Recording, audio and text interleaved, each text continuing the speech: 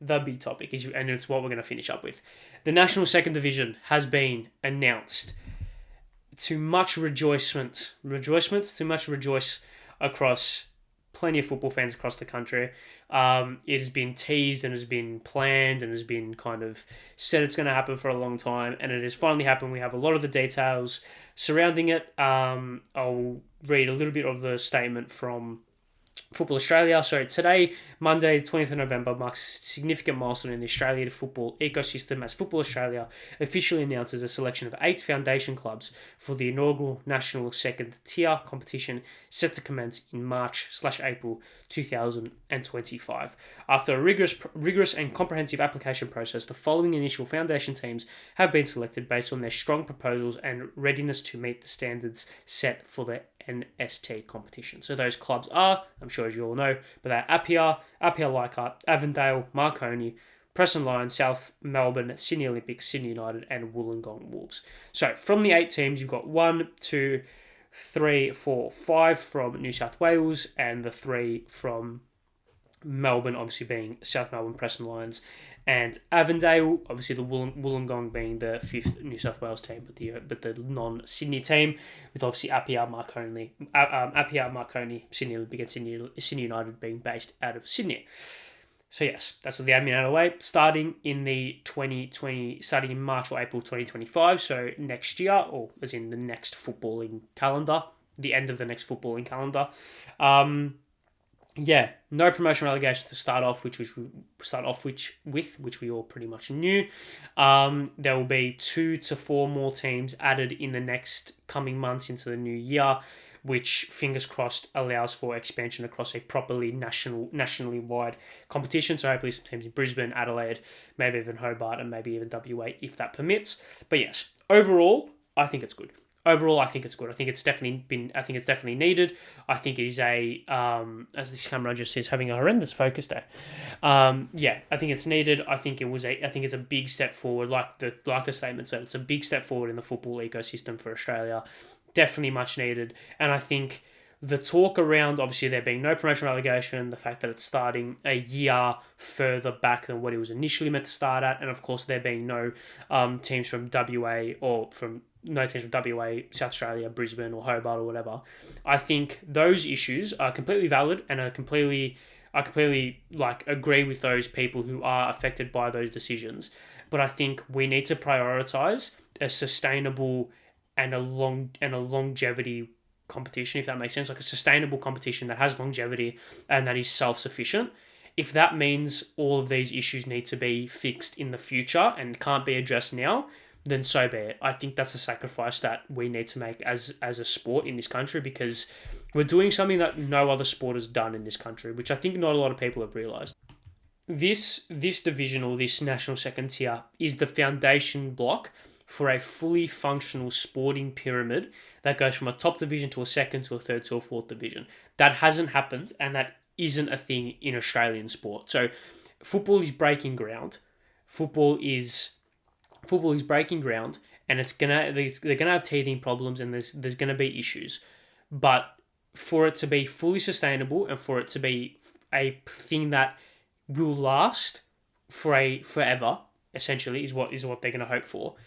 These issues, like the no promotion relegation, like there only being 8 teams initially, and all of them being from Vic and New South Wales, I think there needs to be a compromise between having everything that we want straight away and the fact that it's not going to be sustainable. So I think, like in an ideal world, it starts at the end of this footballing calendar. So it starts in August of next year or April of next year or whenever, and there's 18 teams. There's a minimum of 2 teams from every state. Promotion relegation to a second division which has 12 teams, and minimum from at least 18 from every state to start off with. There's obviously no salary cap or a financial system that allows teams to spend without being hamstrung by a very, very strict salary cap. No limits on visa players, or at least visa players limited to or at least a limit on visa players that allows for the promotion of youth players whilst also keeping the ability of the league overall quality of the league quite high, a properly run youth system, properly run academies that are affordable, etc. But at the end of the day, football in this country right now is unfixable in its current form. I think in order to fix football in this country, we need to completely tear it up and start again. Whilst that is completely unreasonable, completely unfeasible, and in an ideal world, it'd be great to just turn everything into dust and start again. Obviously can't do that. I think this National Second Division is starting fresh, a new concept that isn't currently in place. We're not changing anything. We are starting fresh.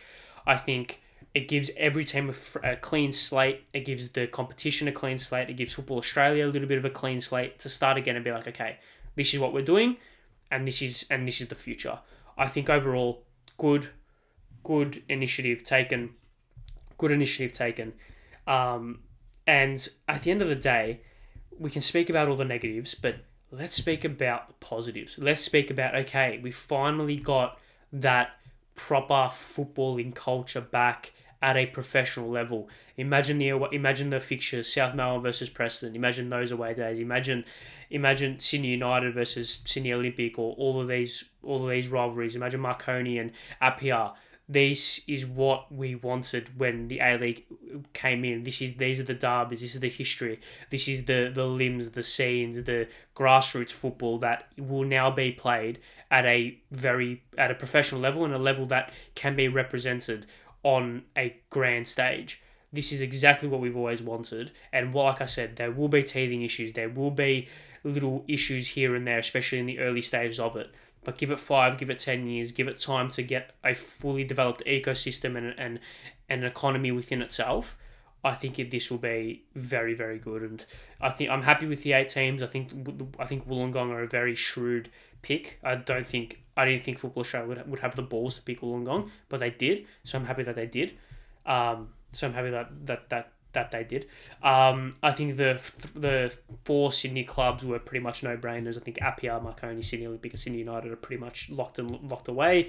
Sydney United, we obviously all know the issues surrounding their fan base, but you like to think lessons have been learnt. Obviously, the 3 Melbourne clubs, South Melbourne, I think, were a no-brainer. Preston were interesting choice. I wouldn't have had them in personally, but I understand why people do have them in. And Avondale as well. I probably wouldn't have had them in. I probably would have had maybe other clubs in from Melbourne, but they're in, which is awesome for them. So yeah, overall, good. Happy with the clubs that are in. This is exactly what we wanted from a new division. This is exactly what everything around, and the old, like, this is going to be the closest thing to the old NSL that we're ever going to get. So for those lapsed fans who love the NSL, and once that folded, they would discard it, that they lost the love for the game in this country, this is your avenue back. Because the National Second Division will be on par with the A-League, in my opinion, if it's done properly. It will be not a competitor, but it will be 2 top divisions, right? And eventually, they'll combine to create the Australian Football League, and then slowly, we'll get a pyramid.